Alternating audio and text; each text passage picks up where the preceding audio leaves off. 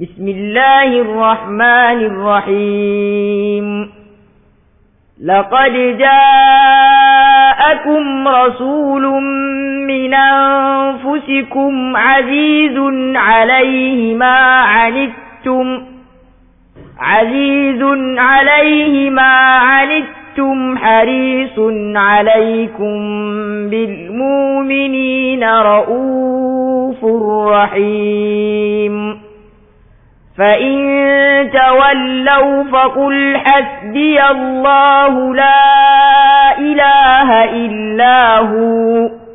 عليه توكلت وهو رب العرش العظيم صدق الله العظيم ورحمة الله تعالى وبركاته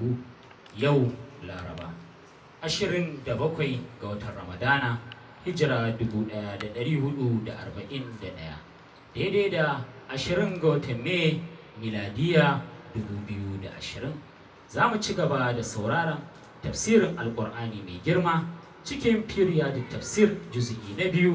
na Maulan Musa ibn Faidati Sheikh Ibrahim Inyas radiyallahu ta'ala anhu shafi na 188 za mu tashi suratul an'am aya ta farko Malam Muhammad Mubarak zai ja mana baki shehinmu Sheikh Ibrahim Mansur Imam Kaduna zai mana fassara akramakumullahu bismillah a'udhu billahi minash shaitanir rajim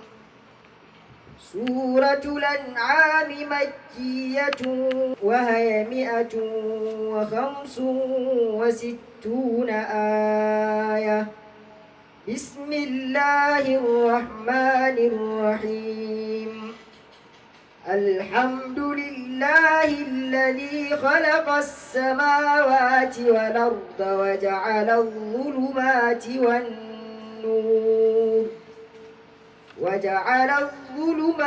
والنور ثم الذين كفروا بربهم يعدلون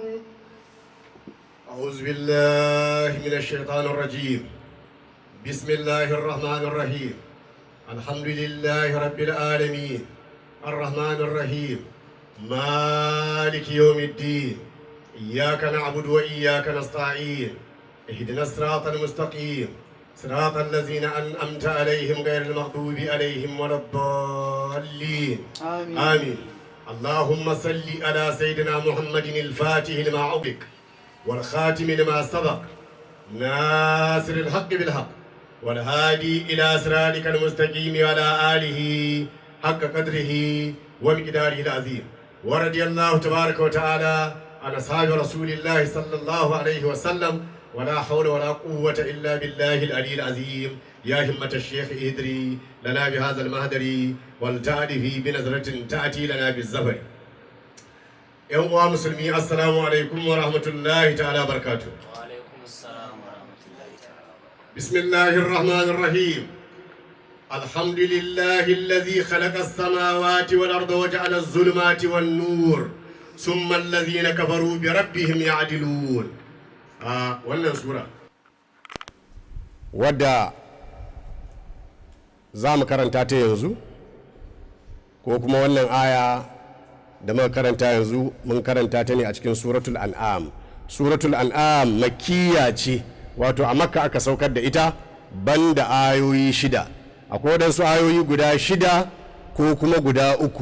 ko kuma guda 2 waɗanda malamai suka ce madaniyawa ne waɗannan ayoyi. Ayoyi guda 6 waɗanda suke madaniyawa ba sa cikin wato waɗanda suka sauka a makka shine aya ta 20 wato allazina atainahumul kitaba ya'rifunahu kama ya'rifuna abna'ahum allazina khasiru anfusahum wa hum la yu'minun. sai kuma aya ta 33 qad na'lamu innahu la yuhzinuka allazi yaqulun fa innahum la yukzibunaka walakinna az-zalimina bi ayati llahi yajhadun. sai kuma aya ta 91 wa ma qadarullaha haqqa qadri iz qalu ma anzala allahu ala basharin min shay' قل من أنزل الكتاب الذي جاء به موسى نورا وهدى للناس تجعلونه قراديس تبدونها وتكفون كثيرا wa ullimtum ma lam ta'lamu antum wala aba'ukum qulillah summa zarhum fi khawdihim yal'abun. wannan ba a Makka ta sauka ba, a Madina ta sauka. sai kuma aya ta 93 wa man azlamu mimman iftari ala allahi kaziban aw kazzaba bi ayati wa man azlamu mimman iftari ala allahi kaziba law qala uhiya ilayya wa lam yuha ilayhi shay wa man qala sa unzilu misla ma anzala allah wa law tari iz zalimun fi gamaratil mauti wal malaikatu basidu aydihim akhriju anfusakum al yawma tujzauna azabal huni bima kuntum taquluna ala allahi ghayra al haqq wa kuntum an ayati tastakbirun. wannan ma ba a Makka ta sauka ba, wannan a Madina ta sauka. sannan aya ta 114 afa ghayra allahi aftagi hakaman wa huwa allazi anzala ilaykum alkitaba mufassala wallazina atainahum alkitaba ya'lamuna annahu munzalun min rabbika bil haqqi fala takunanna minal mumtarin. sai kuma aya ta 141 wa huwa allazi ansha'a jannatin ma'rushatin wa ghayra ma'rushatin wan nakhla waz zar'a mukhtalifan alwanuhu mukhtalifan ukluhu والزيتون والرمان متشابها وغير متشابه كلوا من ثمره إذا أثمر وآتوا حقه يوم حساده ولا تسرفوا إنه لا يحب المسرفين. waɗannan su ne ayoyi guda shida waɗanda su ba a Makka suka sauka ba, domin ayar makkiya ce. waɗannan guda shidan duka a Madina suka sauka. waɗansu malamai kuma suka ce ba guda shida bane, guda uku ne waɗanda suka sauka a Madina. wato aya ta 151 قل تعالى واتل ما حرم ربكم زوا لعلكم تعقلون. sai kuma aya ta 152 wala taqrabu mal al-yatimi har zuwa fadin Allah la'allakum tazakkarun. sai kuma aya ta 153 wato wa anna hadha sirati mustaqiman fattabi'uhu har zuwa fadin Allah tabaraka taala la'allakum tattaqun. waɗannan su madaniyawa ne, ba a Makka suka sauka ba. a kalbiya ce الأنعام كلها مكية إلا آيتين نزلتا بالمدينة في فنهاس اليهودي. واتو سورة الأنعام wannan sura kenan da zamu shige ta yanzu baki ɗayanta makkiya ce, wato dukkanta a Makka ta sauka, sai dai ayoyi guda biyu waɗanda su sun sauka ne a Madina a cikin sha'anin fanhasu wanda yake ba Yahudi din nan. wato aya ita ce qul man anzala alkitaba allazi jaa bihi Musa da kuma ayar gabanta. to wannan sura tana da aya ɗaiɗai har 165 a kira'an Hafsu kenan. sannan a kira'an Warshu wannan sura tana da ayoyi ɗaiɗai har 167. ta sauka bayan suratul hijiri, sannan tsakar dare ta sauka a Makka. ta sauka a Makka jumlatan wahidatan, ba gutsul-gutsul ba, dukka aka zubo su kawai suka sauka, kuma da daddare suka sauka. sannan mala'iku 70,000 suka rako sura, mala'iku 70,000 suka rako sura, suna rike da ita, suna kewaye da ita, kai suna kewaye da surar su 70,000 suna ta tasbihi, suna ta tasbihi, suna ta tasbihi, suna ta hamidi, suna tamjidi, suna takbiri. sama ta cika. duk mai jin maganin mala'iku ranar bai bacci ba,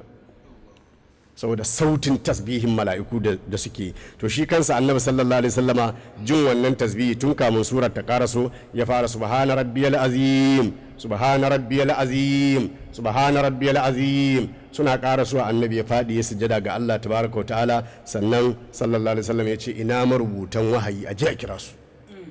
a cikin daren aka kira marubutan wahayi suka rubuce ta baki ɗaya, suka rubuce ta baki ɗaya a cikin wannan dare. a hadisi manzo Allah sallallahu alaihi wasallam yana cewa man qara'a suratal an'ami yusalli alaihi ulaika sab'una alfa malakin layluhu wa naharu. manzo Allah sallallahu alaihi wasallam ya ce duk wanda ya karanta wannan sura suratul an'am to mala'iku 70,000 wanda suka kawo surar za su dinga yi masa addu'a, za su dinga yi masa salati, ana rubuta masa ladan dare da rana ba kakkautawa. duk wanda ya karanta wannan sura to mala'iku 70,000 za su rika yi masa salati, ana rubuta masa dare da rana. sannan al-imamu Ali ibn Abi Talib karramallahu wajhahu radiyallahu ta'ala anhu yana cewa man qara'a suratal an'am faqad intaha fi rida rabbih.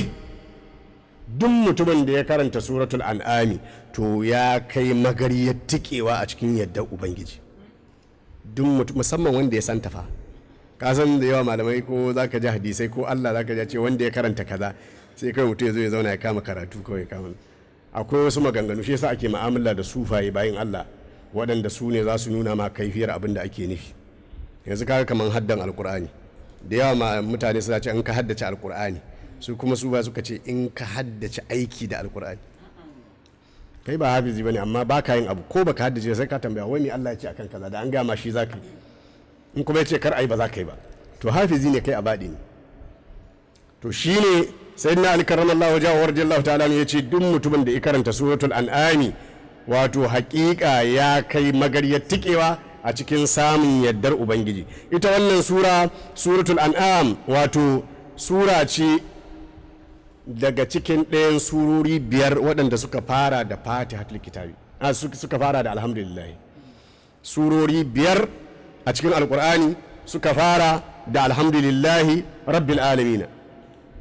ko kuma alhamdulillahi kawai. Wato sura ta farko da ta fara da hamdala ita ce fatihatul kitabi,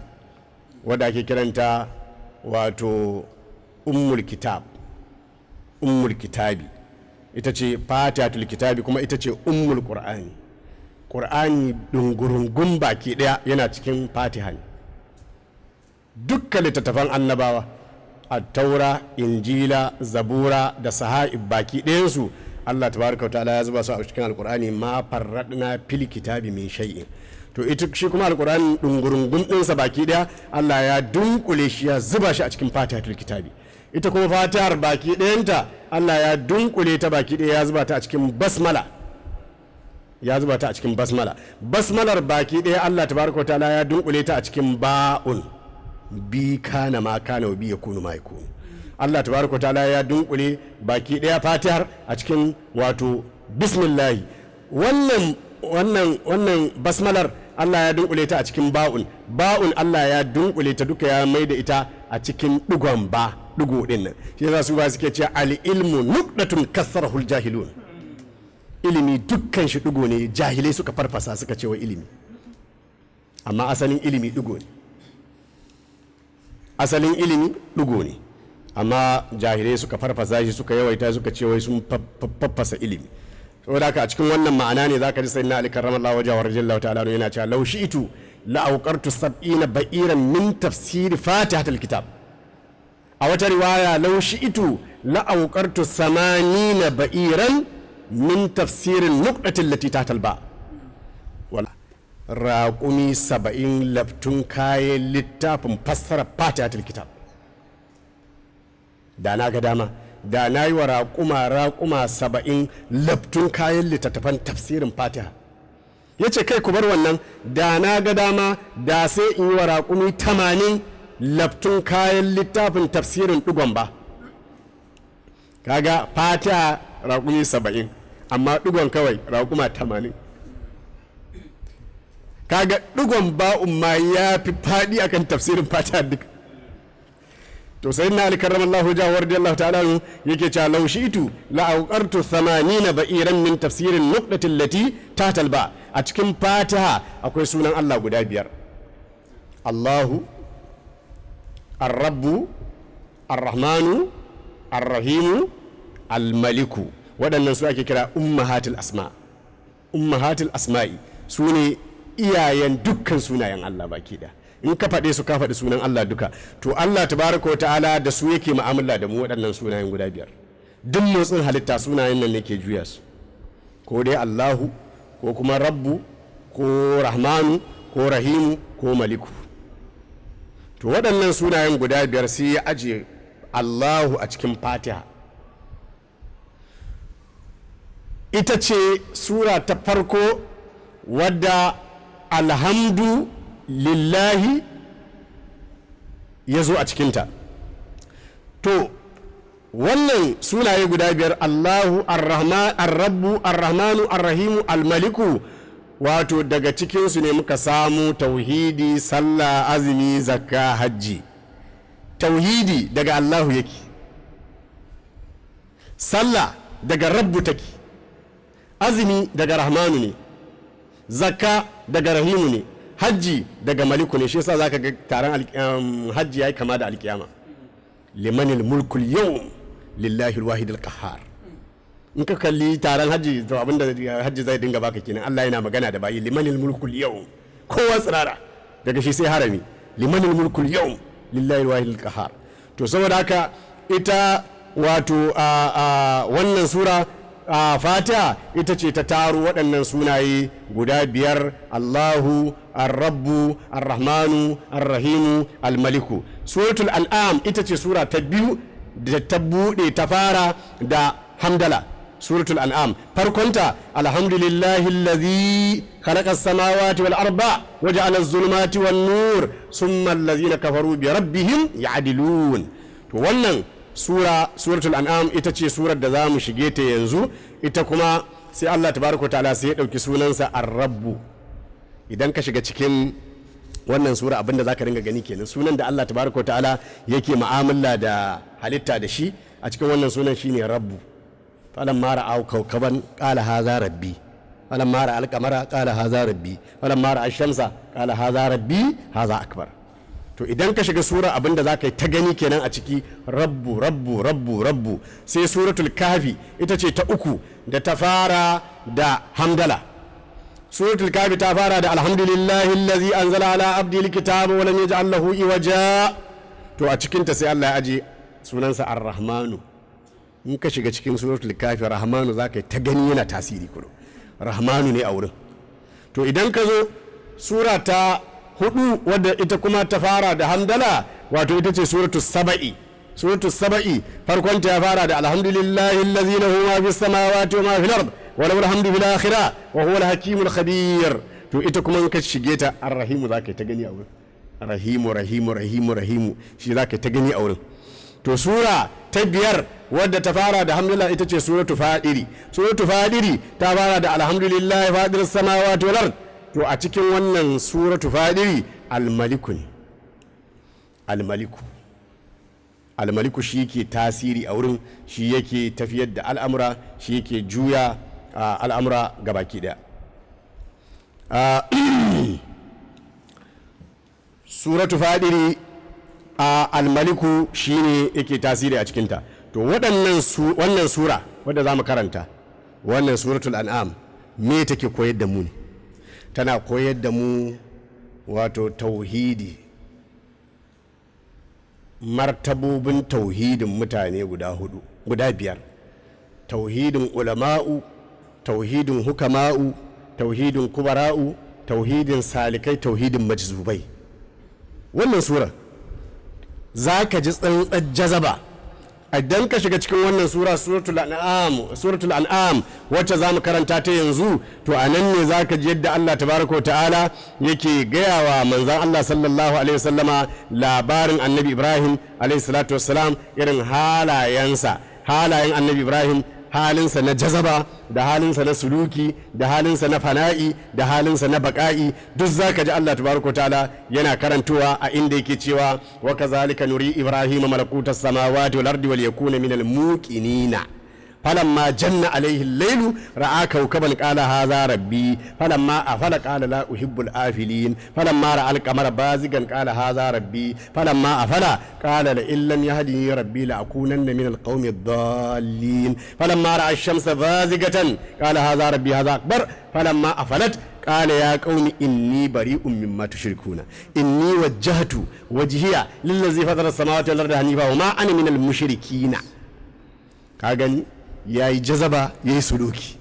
yazo yayi fana'i, sannan yazo yayi baka'i. duka in ka ji waɗannan wato ayi abinda zaka samu kenan. saboda haka ita wannan suratul an'am wato ta dunkulu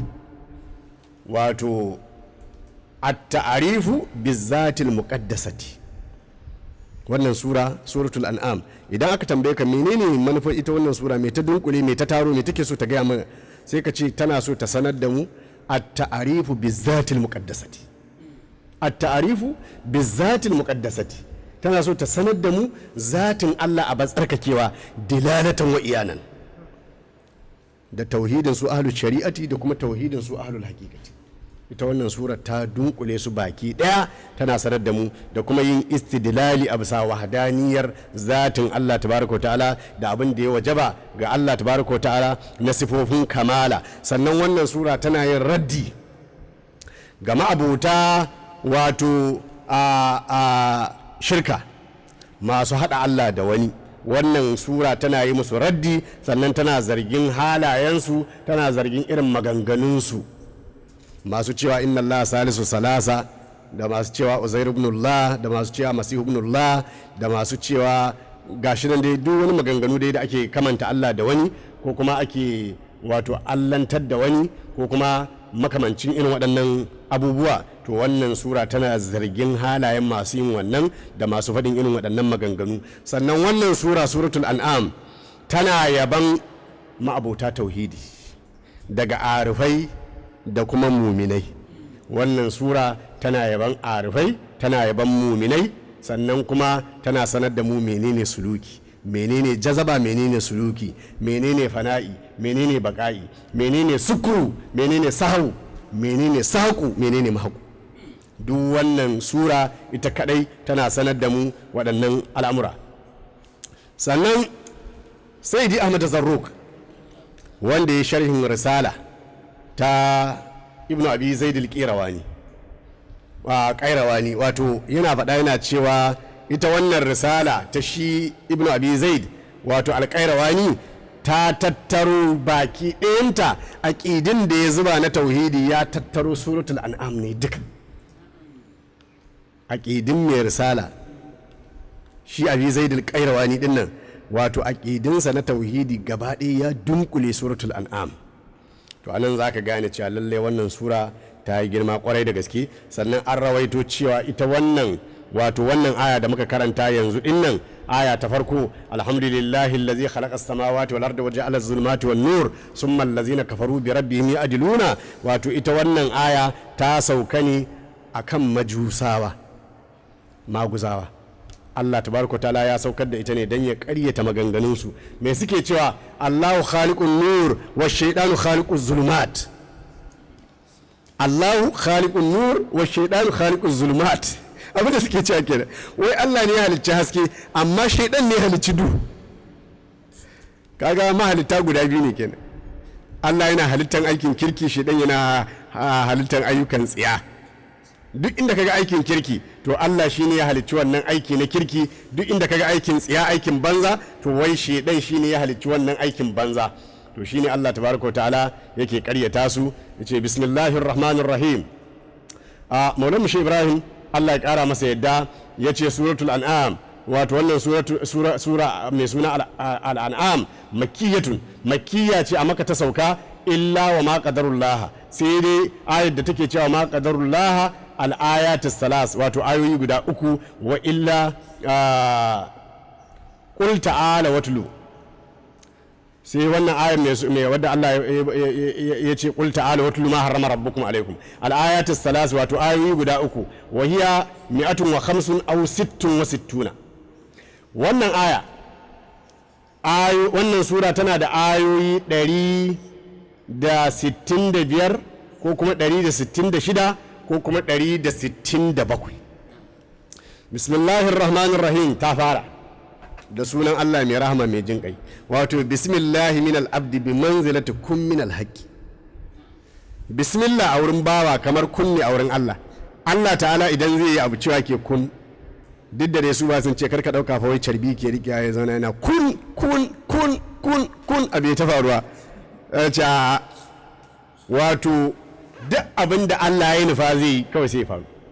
amma a wurin mu ne sai a ba mu labari sai a ce ya ce kasance sai abin ya faru, amma da ya nufi abin da ya faru, kuma Allah ya riga ya nufi komai tun azal. duk abin da kaga ya faru ba wai a lokacin aka yi nufe shi ba, an riga an nufe shi ne, sannan yanzu ne ka gan shi. To mu kuma matsayin kun a wurin mu shine duk abin da bawa zai, in kana so abin ya faru yanzu ka ce bismillah, bismillahir rahmanir rahim. To shikenan yanzu nan sai abin ya faru take. To ita basmala ita ce fatihatul fatihati, fatihar fatihohi. alqur'ani kismani, shi ce alqur'ani ya kasu gida biyu, suwarun makkiyatun akwai surori makkiyai waɗanda suka sauka a garin makka wa surun madaniyatun akwai surori waɗanda suke sauka ya ce imtazatu suwarul makkiyatu wato surori waɗanda suke makkiyai sun bambanta da waɗanda suka zama madaniyai. Surorin da suka sauka a makka sun bambanta da surorin madina, amma idan kana da lura in ka bi za ka ga surorin makka za ka gan su gajeru ne, amma kuma suna da sun cika da balaga da fasaha da tsari da cikar ma'anoni, saboda da larabawa tatattu ake magana ba sai an yi tsawaita bayani ba. Duk surar da ta sauka a maka ka je ka duba ta za ka iske ta ba ta da tsawo ba ta da yawa ba ta da, amma tana cike da balaga da fasaha da tsari da cikar ma'ana. Amma duk surar da ta sauka a madina, saboda larabawan madina sun haɗu da yahudawa, saboda haka akwai ƙabilu waɗanda yake su ma dai larabawa ne amma wasu kalmomi sun shiga cikin larabcinsu, to sai an faɗaɗa bayani, sai an tsawaita bayani, sai an yi maganganu da yawa suke ganewa. Shi yasa madaniya za ka ganta mai tsawo, za ka gani ayoyinta suna da tsawo kuma tana da faɗi da sauransu, amma duka suna da cikar ma'ana baki ɗaya. Amma dai surorin da suka sauka a makka sun fi wannan, bi annaha aujazu. Duk surar da ta sauka a makka za ka ganta wato takaitacciya ce, ba a tsawaita ta, wa ablagu, amma za ka ga ta isa matuƙa a wurin cikar fasaha da balaga. li'annal mukhadabina quraishun humul arabu alfasaha'ul bulaga, wato domin waɗanda ake magana da su quraishawa ne, larabawa ne masu tsananin fasaha, waɗanda suka kai motar fasaha kwano, sun tike sun kai geji a wurin fasaha. yafhamuna min al-arabiyyati ma la yafhamu ghayruhu. in aka yi magana da su da larabci za su iya fahimtar larabci fiye da waɗanda ba su ba za su fahimta, saboda haka shi yasa su ba sai an musu dogon jawabi ba sai an faɗaɗa magana a gare su ba. wasurul madaniya, amma surorin da suka sauka a madina ya kunu fi hal bastu dawil wal idnab, wato za ka ga an tsawaita magana an faɗaɗa bayani. duk suran madina za ga an tsawaita magana an faɗaɗa bayani, saɓanin surorin maka za ga su kuma wato an gajarta kuma an takaita, amma an kai matuƙa a wurin bayani, a wurin fasaha. bambanci kenan. li'anna al-mukhadabina al-yahud wa hum laysu ka quraish fil fahmi waz zaka'i, waɗanda ake magana da su a madina fa yahudawa ne, waɗanda ake magana da su a makka larabawa ne, saboda haka fahimtar yahudawa wurin kalmar larabci ba daidai take da fahimtar larabawa wurin kalmar larabci ba. su mutanen madina, mazauna madina yahudawa ne, su kuma ba kamar ƙurayshawa suke ba a wurin fahimta da kaifin fasaha. fahatajatu suwaru almadaniyatu ila bas'il kalami aksara min as-suwar al-makkiyya wa lihaza tajidu al-fasaha wal balaga wan nazam. yace larabawan makka larabawa ne masu fasaha masana balaga, shi yasa in an tashi yin magana da su za a yi magana da su takaitacciya, ba sai an tsawaita ba, ba sai an faɗaɗa bayani ba, saboda suna iya fahimtar abin da ake nufi. amma mutanen madina yahudawa ne, da su ake so a yi magana, so ba zai yiwu a yi musu takaitaccen larabci ba, a sai an tsawaita, sai an faɗaɗa bayani domin ya shiga kwakwalwarsu da zuciyarsu su gane me Allah ta'ala yake nufi. shine dalilin da yasa makkiya take zuwa da gajartaccen bayani, ita kuma madaniya take zuwa da tsawaitaccen bayani. wannan shine dalili. za ka ga duk surorin makka za ka samu fasaha da balaga da tsari a ciki. wal ijaza fil qur'ani sawa'un al makki minhu wal madani, wato ijaz gajiyantarwa, a gajiyantar da mutum komin fasaharsa komin balagarsa komin hikimarsa komin basirarsa komin iliminsa. idan ƙur'ani yana magana sai ka ji ka gajiya daga ka zo da wani jawabi irin wannan. wannan ya shafa alƙur'ani ne baki ɗayansa, sawa'un a makka sura ta sauka ko a madina ta sauka, ba wanda zai iya zuwa da ita komin kankantarta komin gajarcinta. walakin al-ijaza aksara fi suwar makkiya, sai dai wato a faɗi aya ko sura ka ji ka gajiya ka yi saranda ka tuba, sai surar da aka saukar a makka. ka duba musailamatul kazzab mana yadda suka yi da alamtar kaifa fa'ala rabbuka bi ashabil fil, yace faqad unzila alayya misluha, an saukar da annabi muhammadu sallallahu alaihi wasallam alamtar kaifa, shi ma ce an saukar masa da kwatankwacinta. ai da jibril ya je wurinsa bai wuce ba bai koma sama ba, wurinsa aka taho.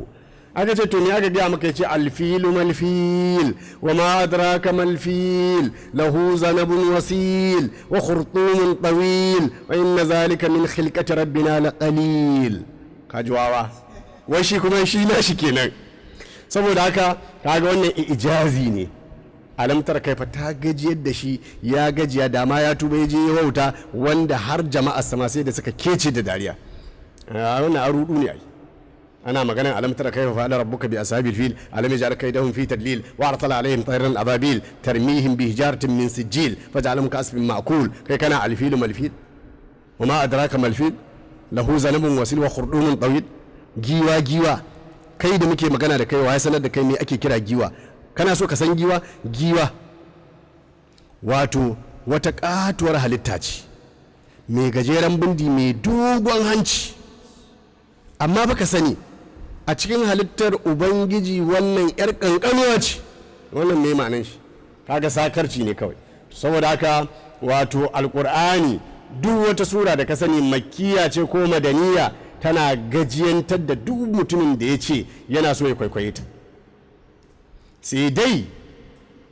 walakin al-ijaz aksar fi suwar al-makkiya minhu fi suwar al-madaniya li hadhihi illa, wato gajiyantarwa a gajiyantar da mutum mai fasaha ya fi yawa a cikin surorin makka daga gare shi akan surorin madina, saboda wannan illa. su mutanen makka larabawa ne tatattu, su kuma mutanen madina wato akwai yahudawa a ciki.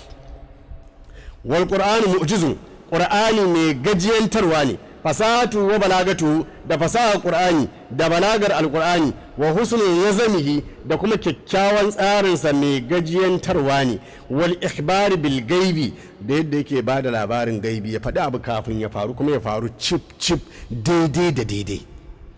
to wannan zai gwada maka cewa lallai alqur'ani yana gajiyantarwa. wa adamu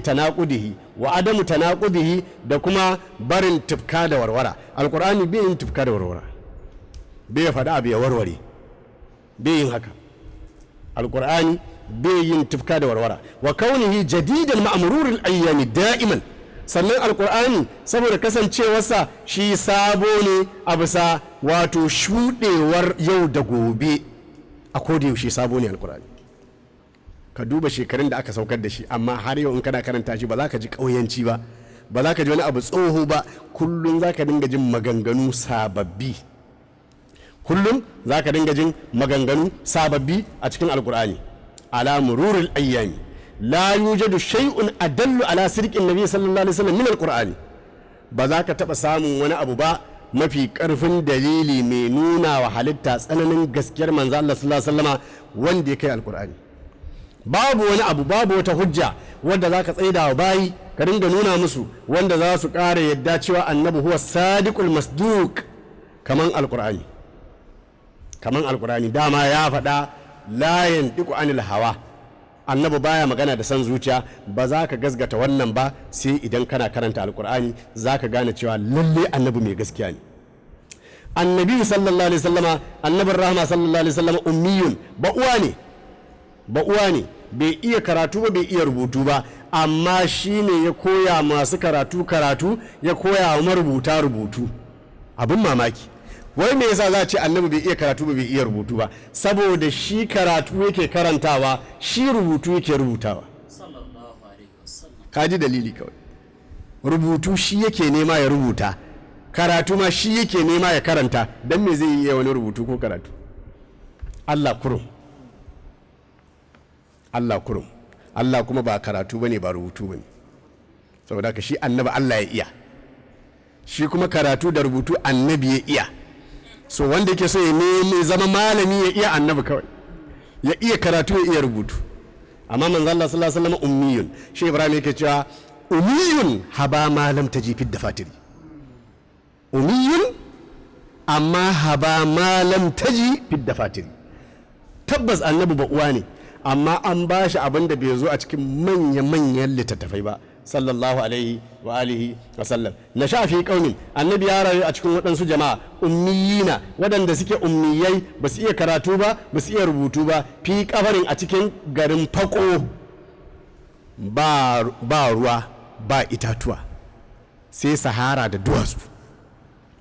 manzo Allah sallallahu alaihi wasallam ya taso a garin da ba teku balle ya hau ruwa ya tafi neman ilimi, ya taso a garin da ba itatuwa balle ya je ya hau saman bishiya yana neman wato fatake waɗanda za zo su koya masa karatu. manzo Allah sallallahu alaihi wasallam ya taso a garin da yake fako, ba ruwa ba ici, min al'ardi daga cikin ƙasa. Mara a aliman qattu, annabi bai taɓa ganin malami ba ko so ɗaya. Wala jalasa aliman qattu, annabi bai taɓa zama da malami ba ko so ɗaya. Wa huwa bi nafsihi la yaqra'u kitaban wala yaktub, kuma annabi bai iya rubutu ba bai iya karatu ba. Wa ma jalasa katiban wala qari'an, bai taɓa zama da marubuci ba bai taɓa zama da mai karatu. Wato wanda yake jin wannan, wani in yaji zai ji nauyi, ce ya za a ce annabi bai iya karatu ko annabi bai iya rubutu ba. Ƙarshen yabo kenan. Duk mutumin da ka ce bai iya rubutu ba ko bai iya karatu ba, ko da gaske ne ka zage shi, amma annabi ka ce mai bai iya rubutu ba bai iya karatu ba shine cikakken yabo. Bayan ka gama faɗa sai ka ɗauko alkur'ani sukutum sai ka ce amma shi ya zo da wannan. Ka ji ko? Ba karatu ba rubutu amma shi ya zo da wannan. Amma da za a ce annabi ya iya rubutu, idan ka ga rubutunsa za ka ɗauka photocopy ne, za ka ɗauka printing ne, za ka ɗauka bugawa aka yi, ko kuma annabi ya iya karatu. Ai idan annabi yana karatu duka malaman duniya durƙusawa suke, saboda sun ce a wurin waye karanta. To sai ya zo ba rubutu ba karatu, sai ya zo da ilimin da duk mai karatu sai ya durƙusa, sai ya zo da rubutun da duk wani mai rubutu sai ya sallama. Amma da ya iya za a ce da Allah rabu da shi ko ya yi. Duk wannan abubuwan da kake ji ba nashi bane, cikin tsofaffin littattafan annabawa ya je kwafo. To amma bai iya rubutu, in ka rubuta sunan shi ma sai ya ce Aliyu ne kenan, a ce ai kaza kenan, sai ce to goge rubuta kaza. To amma yake zuwa da irin wannan, kaga dole a yadda. Amma da ya iya rubutu ya iya karatu za a ce ai malami ne, ka san ya karantu ya iya rubutu. Zuwa yake yana ta leƙa taura da injila da wasu littattafai na annabawa magabata, shine ya kwaso ya zo tara ya ce wai shi ma an sauka mai da shi, sai a kyalkashe da dariya. Amma ya taso haka kawai, ba rubutu ba karatu, kaga shi wannan ya cika yabo gare shi sallallahu alaihi wasallam. Saboda haka manzo Allah sallallahu alaihi wasallam la yaktubu wa la yaqra'u, ما جالس كاتبا ولا قارئا فأتى بهذا الكتاب الذي تعجزنا سورة منه نتدارسها ليلا ونهارا وتنفلت منا. abinda zai baka mamaki, annabi sallallahu alaihi wasallam ba karatu ba rubutu, amma ya zo mana da wannan littafi wanda ya gajiyantar da mu sura daya, ko da suratul kausar ko suratul ikhlas ta gajiyantar da mu baki ɗayan mu da mu zo da irinta. Kullum muna karantawa dare da rana, amma abinda zai baka mamaki, za ka ga hafizin alkur'ani ya haddace, ana cikin karatu sai ka ji wata aya ta ɗauke, but ya neme ta ya rasa, da ƙyar za a tuna masa. Amma shi annabin sallallahu alaihi sallama haka kurum yake zubo su kawai, kuma ba karanta yi ba rubutuwa ya je ba, kawai kai tsaye za ka ji suna zuwa masa. Amma za ka ga mu muna ta karanta, wata rana kawai ana sallah sai ka ji aya ta ɗauke kawai, sai ma mu an samu wani ya tuna maka a cikinsu sallallahu alaihi wasallam. Wa huwa la yaktubu wa la yaqra'u, amma shi babu karatu babu rubutu. Fa atana bi hadhal kitabi, ya zo man da wannan littafi. Wallazi nazala fi makkata, wato surorin da suka sauka a makka, wallazi nazala fil madina, da kuma surorin da suka sauka a madina. Kulluhu ala nasaqin wahidin, dukkan suna tafiya ne akan tsari guda, min fasahatin wa balagatin wa bara'atin wa nazarin, akan fasaha wato da balaga da ƙwarewa da tsari. Fali haza khatabana tabaraka ta'ala afala yatadabbaruna alquran, wai shin mutane ba sa tadabburi da tafakkuri da lura ne a cikin alqur'ani? Walau kana min inda ghairi llahi lawajadu fi ikhtilafan kasira, da wannan alqur'ani ya zo daga wurin wani Allah ne ai da an samu sabani da yawa. al-mu'allifu duk wani mutum marubuci da ka sani minna daga cikinmu idza allafa fi tarihi idan ya rubuta littafi a cikin tarihi aw fi ayi shay'in kai ba ma tarihi ba a cikin komai yaje ya rubuta wannan littafi fama kasa indahu awaman wannan littafi ya zauna a hannun marubucinsa shekara guda wasu shekaru faraja'ahu sai wata ya dauko littafin yana dan dubawa yana muraja'arsa la budda huwa bi nafsihi yubaddilu shay'an wa yughayyiruhu li tadawwuri zamani la siyama idza naqadahu ghayruhu duk wani mutum da ka sani zai rubuta littafi bayan shekaru ya dauko yana duba za ga ya rike alƙalami yana dan gaggyara yana canza wasu wuri ya ce haka nan wurin ba haka ya kamata ya zama ba domin zamani ya sake canzawa zamani ya sake juyawa nan wurin kamata ya zama kaza musamman ma in an samu wani maki yana inkari ya je ya duba littafin ya zo yana ta surutu yana masa naƙadi to za ka ga ɗauko yana ce lallai nan wurin kaza ya kamata ya zama nan wurin ma kaza ya kamata ya zama duk wani marubuci shi wuce ya san haka tajidu kutubat tarihi za ka samu littattafan tarihi allati kutibat wacce aka rubuta ta fi zamanin madin a cikin zamanin da ya shuɗe la tunasibu zamana na haza in ka ɗauko ka karanta za ga wannan rubutun bai dace da zamanin mu dinnan duk wani littafi da za ka ɗauko kana karanta an ka karanta za ga bai dace da irin yanayin zamanin mu ba wa hadha alquran amma wannan alqurani mabal ana 14 qarnan wato a yanzu kusan karni 14 ya shuɗe wal qur'anu jadidun amma alqur'ani sabo ne har yau ma a kulli karnin tare da kowane zamani la yati hadisun babu wani sabon abu da zai zo yunaqidul qur'ana abadan wanda zai warware alqur'ani har abada fa kullu ummatin kowace irin al'umma wa kullu daulatin kowace irin ƙasa da ka sani ko da amerika ce ko london ko faransa ko rasha ko china tasna'u dastoran tana rubuta tsarin kundin mulkinta tana da littafin tsarin kundin mulki tana rubuta wato a yanayin ƙa'idodin tsarin mulkinta izama ba a awamin idan waɗansu shekaru suka shuɗe to jawizu zamana zalika dastoro sai ka ga wannan wato tsarin kundin mulki ya saba wa zamanin da take ciki wato tajuli gairihi sai ka ga mutanen zamanin suna buƙatar wani tsari ba irin wancan ba hatta senegala al'ana shi wace har ƙasa ta senegal har ƙasa ta senegal al'ana a yanzu saru yugayyuru na dastorihim sun kasance suna caccanza tsarin kundin mulkinsu munzu arba'ata awamin wato kusan shekaru 4 da ya wuce sun caccanza wasu abubuwa wal qur'anu dastorul kulli amma alqur'ani shine tsarin kundin mulkin kowa da kowa Allah shine shugaban ƙasar kowa da kowa shine shugaban ƙasar kowa da kowa alqur'ani kuma shine dokokin da aka zuba a ciki shine wato a cikinsa ne dokokin kowa da kowa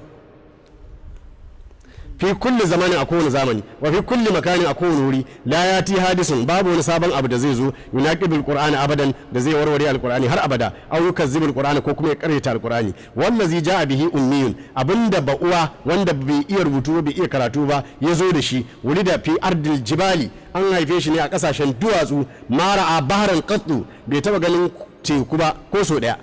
wala hadiratan qattu bai taba ganin wani babban birni ba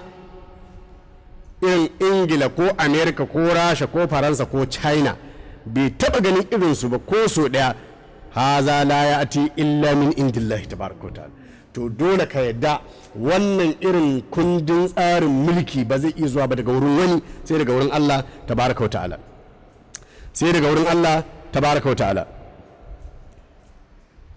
alhamqa wato wawayen mutane masu hasada ramawun nabiya sallallahu alaihi wasallama ko humka wato wawayen mutane suna jifan annabi sallallahu alaihi wasallama bi annahu ta'allama hadha kitaba wai cewa manzo Allah ya ji ya koyo wannan littafi ne min gairihi daga wurin waninsa qalu suna cewa la'allahu wa taqila ma cewa shi min safarihi ila shami tafiye-tafiyensa zuwa ƙasar sham da ya dinga yi na'am shi ibrahim radiyallahu anhu ya ce kwarai naji annabiyu annabin rahama sallallahu alaihi wasallam lamma balaga isnai ashar aman lokacin da ya kai shekara 12 kharaja bihi abu talib ila sham lallai mun karanta abu talib ya fita da shi zuwa kasar sham falamma qarabu min ash-sham lokacin da suka kusanci garin sham qala lahu ruhban sai wato ruhba wani daga cikin ubadun nasara masu ibadan kiristoci masu tsoron allansu masu gudun duniyansu malamansu sai ya ce da abu talib irji bi hazal gulamu la yarahu al yahudu fa hum hustadun fa yaqtulunahu faraja bihi abu talib ya ce masa kaga dattijo ka koma da yaron nan gida maza juya da shi kar ka bari yahudawa su ganshi domin su mahassada ne duk wanda ka ga yana hasada yahudawa yake kwaikwayo in suka ga yaron nan za su gane shi dan ya arifunahu kama ya arifuna abna'ahu za su kashe shi maza koma da shi gida sai abu dalib ya juya da shi shi ibrahim ya ce to ka ji fa yadda aka mai je sham din to a wannan dan zuwan da juya wannan ya koyi wannan alqur'ani fi tilkal muddati a cikin dan wannan lokacin yumkinu an ya ta'allama hadha alqur'ani min abadil yahudi fi sham a cikin dan wannan lokacin ne zai samu daman da zai koyi wannan alqur'ani daga malaman yahudawa a sham shi wace karyar banza ne wannan ramauhu bisa khafatin ukhra sannan mahassada sun ƙara jifan manzo Allah da wata wautar kuma daban suka ce wai kana qainun yuqalu lahu jabrun fi makka qainun nasraniyyun qara al-kutuba as-sabiqata wa kana yu'minu bin nabiy sallallahu alaihi wasallama kana idha ishtaddat izayatu quraish ala an-nabiy sallallahu alaihi wasallama yusabbiruhu wa yushajji'uhu wa yaqulu lahu al-anbiya'u qablaka hakaza kana yaf'alu bihim يؤيد الرسول صلى الله عليه وسلم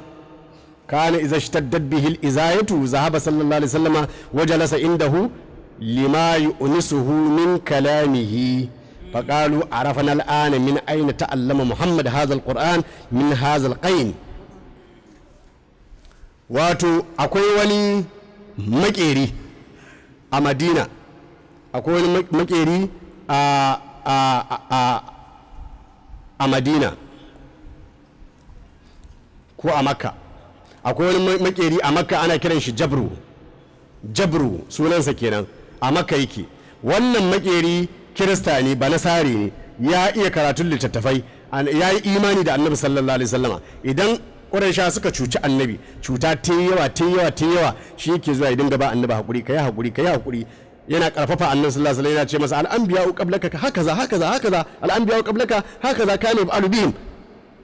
haka za kana yi alubihim annaba ma kafin kai haka ake musu yana karfafa annabi sallallahu alaihi wasallama idan izaya ta karfi sai annabi ya tafi wurin shi sai ya zauna a wurin sa saboda maganganunsa suna ɗerewa annabi kewa suna ƙara masa karfi to shine sai laraba suka ce arafna al'ana min aina ta'allama muhammad yanzu kan mun gano daga ina muhammad yake koyo karatun wannan alqur'ani daga wannan makerin ne wannan makerin ne shi ya ce walƙainu la yantiqu bi arabiyyatin la budda lahu ma min turjumani shi makerin nan fa bai iya larabci ba dole in za su yi magana da annabi sai an kawo mai tafinta to ta ina shi mai tafinta yazo ya bada labari ina mai tafinta shi yasa Allah tabaraka taala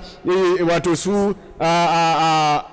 laraba suna cewa inna ma yu'allimuhu basharun lisanul ladhi yulhiduna ilayhi ajamiyun wa hadha lisanun arabiyyun mubin wato annabi yana koyan karatu ne daga wani mutum shine Allah tabaraka taala ya ce to ai shi wannan mutumin harshen da yake magana da shi bagware ne shi kuma wannan littafi wannan harshe na annabi sallallahu alaihi wasallam na alqur'ani harshe ne balarabe wato wanda yake mabayyani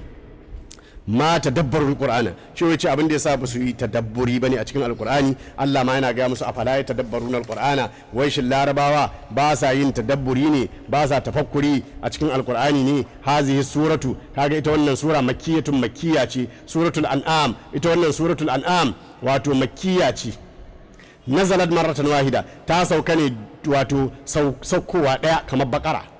ana rasul sallallahu alaihi wasallama manzo Allah sallallahu alaihi wasallam yana cewa subhanallahi alazim lokacin da wannan sura ta sa shayya'a 70,000 malakin mala'iku 70,000 ne suka rakota lahum zajalun bit tasbihi suna ta kururuwa suna tasbihi falamma qara'a annabi sallallahu alaihi wasallama da annabi rahman sallallahu alaihi wasallam ya karanta ta amara bi kitabatiha sai umarni da a rubuta ta kullan gaba ɗayanta fi lailatin wahidatin a cikin dare ɗaya qala rasulu sallallahu alaihi wasallama manzo Allah sallallahu alaihi wasallam yace man qara'a hadhihi sura wanda ya karanta wannan sura suratul an'am wakkala Allahu bihi 40,000 malakin yaktubuna lahu misla ibadatihim ila yawmil qiyamati.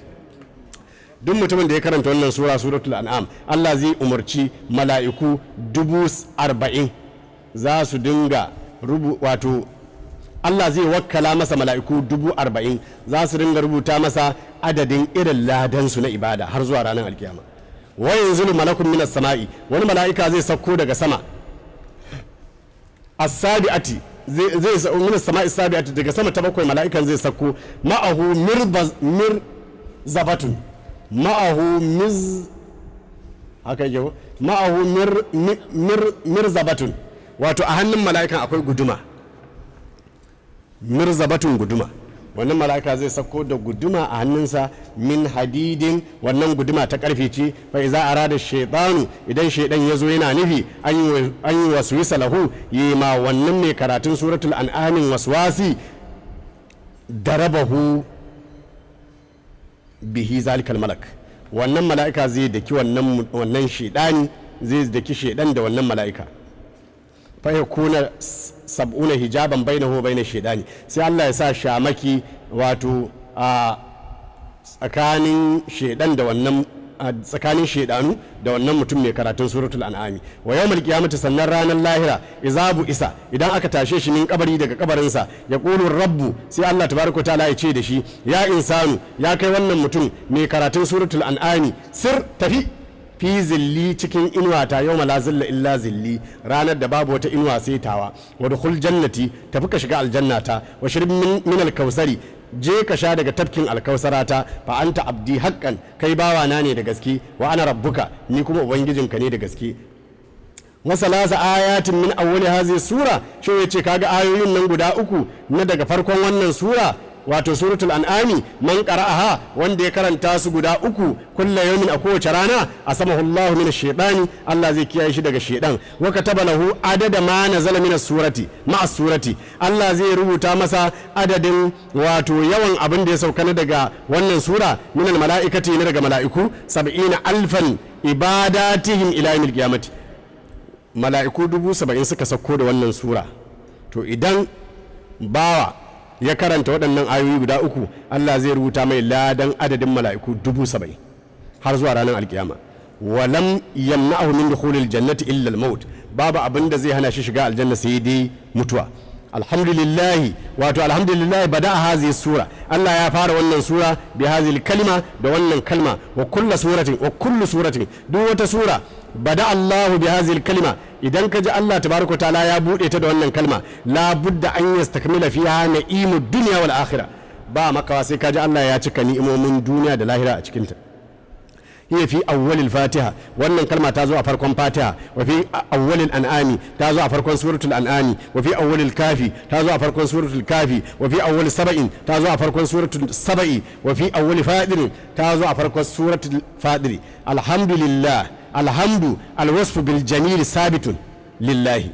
wato yabo sifa ne kyakkyawan sifa tabbatacce lillahi ga Allah as-sana'u lillahi tabaraka wa ta'ala wato kirari da yabo sun tabbata ga Allah madaukakin sarki alhamdu wato yabo kulluhu baki ɗayansa lillahi na Allah ne la li ghairihi ba nonin sa bane na'am shi yace kwarai iza aka ka san wani zai ce a to ya za a ce godiya da yabo duka na Allah ne bayan mace tana gode wa mijinta namiji yana gode wa matarsa ɗa yana gode wa ubansa uba yana gode wa ɗansa aboki yana gode wa abokinsa mai gida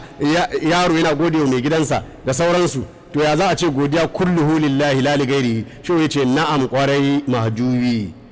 barkaji iza akramaka insanun tashkuruhu wa tahmaduhu wa iza akramaka malikun tashkuruhu wa tahmaduhu la yashkuru Allah man la yashkuru nas yace ka sani idan wani mutum ya girmama ka zaka gode masa zaka yabe shi haka nan idan wani shugaba ko sarki ya girmama ka zaka gode masa zaka yabe shi to ka sani wannan godiya da yabo da kai masa ba shi kaiwa ba la yashkuru Allah man la yashkuru nasa wanda baya gode wa mutane ko ya ce yana gode wa Allah ƙarya yake yi domin Allah tabaraka taala ya faɗi a cikin hadisul kursi ya ce abdi lam tashkurni idza lam tashkur man ajraitu alayka ni'mata ala yadayhi bawa na baka gode mini ba idan har baka gode wanda na gudanar da ni'imata ta kansa zuwa gare ka ba anashkurli wa liwalidayka to saboda haka kaifa yakunu alhamdulillahi wahdahu yaya za a yi godiya ko yabo ta zama ga Allah shi kadai alhamdu kulluhu lillahi shi yace yabo da godiya dukkan Allah ne shi kadai alhamdu yabo idza kana lillahi idan ya kasance ga Allah fa huwa lillahi to wannan godiya dama na Allah ne wai idza kana li ghairillahi idan ko wani Allah aka yi wa wannan godiya fa huwa lillahi to shi ma dai godiyan na Allah ne dan abin da yasa aka yi godiyan wallahu khalaqakum wa ma ta'maluna in wani aiki mutum ya muka kai masa godiya waye ya halicci aikin da mai aikin Allah saboda haka godiyar ta koma wurin Allah tabaraka wa ta'ala wai za ka da gairin la fa huwa lillahi imma an yakuna wasfuhu imma dai ya zama sifa ne nashi aw fi'luhu ko kuma aikinsa hamdul abdi li rabbih wa hamdur rabbi li abdihi ko dai ya zama yaban bawa ga ubangijinsa ko yaban ubangiji ga bawansa wa hamdul abdi lil abdi wa hamdur rabbi li nafsihi ko dai ka sami yabo wato yabo godiyar bawa ga bawa ko godiyar ubangiji ga ubangiji ga zatinsa kullu haza lillahi tabaraka ta'ala dukkan wannan na Allah ne tabaraka ta'ala ni'mal maula wa ni'mal nasir madalla da majibinci madalla da mai taimako alhamidu Allahu wal mahmudu Allahu mai godiya Allah ne abun godewan Allah ne ni'mal abdu ayyuba madalla da bawan mu ayyuba alhamidu kaga anan wanda ya godiyan Allahu ne ya gode wa ayyuba wal mahmudu wanda aka yi godiyan abduhu bawan Allah ne ayyuba fal kullu da godiyar da bawan lillahi na Allah ne saboda haka godiyan mata Allah ce al'abdu ya ƙulu alhamdulillahi bawa za ka je cewa yabo da godiya sun tabbata ga Allah alhamidu al'abdu mai godiya bawa ne wal mahmudu abun godewan Allahu Allah ne haza lillahi wannan duka na Allah ne wa iza hamida abdan fal kullu lillahi tabaraka ta'ala idan bawa ya gode wa bawa to wannan godiyar dai baki daya ta koma zuwa ga Allah madaukakin sarki zakar ismullahi allazi huwa azamul asma'i Allah ya ambaci sunan Allah wanda shine mafi girman sunaye shine Allahu ya rabbi ya rabbu ya rabbahu ya samadu fa kun mugisan lana ya wahidul ahadu ya barru ya witru ya ainul muradi ajal يا من لا له شفاء كلا ولا ولد أجس أبيدا وفرج كربه أبدا يا من لا شبيع له حقا ولا ند أنت القياس لكل خائف وجل يا رب يا حق يا من لا له ضد فرج لأمة خير الخلق غمهم ولا يناله نسب ولا حسد بالمصطفى المجتبى المختار سيدنا محمد طاهر الأنساب يا أحمد صل وسلم على خير الورى جددا محمد آله أصحابه سند اللهم صل على سيدنا محمد الفاتح لما أغلق والخاتم لما سبق ناصر الحق بالحق والهادي الى صراطك المستقيم على اله قدر الجلال العظيم سبحان ربك رب العزه عما يصفون وسلام على المرسلين والحمد لله رب العالمين muna maraba da zuwan babban shehin babban jagora babban limami babban mukaddami daga cikin mukaddaman shehu radiyallahu anhu shine shehin musho malam Muhammad Sallah dan babban khalifa Sheikh Malam Muhammad Jamilu Agaye ta gamma da wallahi wa rahmatihi wa askanahu fasiya jannatihi za mu bashi mana addu'a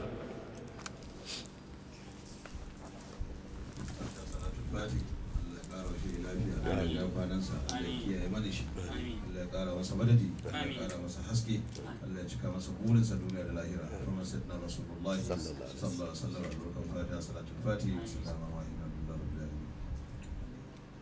Allahumma salli ala sayyidina Muhammadin fatima wa khatima sallallahu alaihi ya rabbi bizzati wa bisifati wa kullu nafsin sa'ala ala tasbihu qulubana bil iman wa sabila amal al lisan wa usul ila wasr al din addi huquqana wa addi dayna wa hab lana zurriyatan mubarakatan kullu lillahi bila musharaka واجزل كل من إلينا أحسن وجازي أن يجزل أحسن بالمصطفى الشفيع يوم الماشر خير الورى من قلبه بالكوثر عليه صلى ربنا وسلم وفاض بالخير لنا وأما بعد سبحان ربك رب العزة عما يصفون وسلام على المرسلين والحمد لله رب العالمين الحمد لله وما توفيقي إلا بالله عليه توكلت وإليه أنيب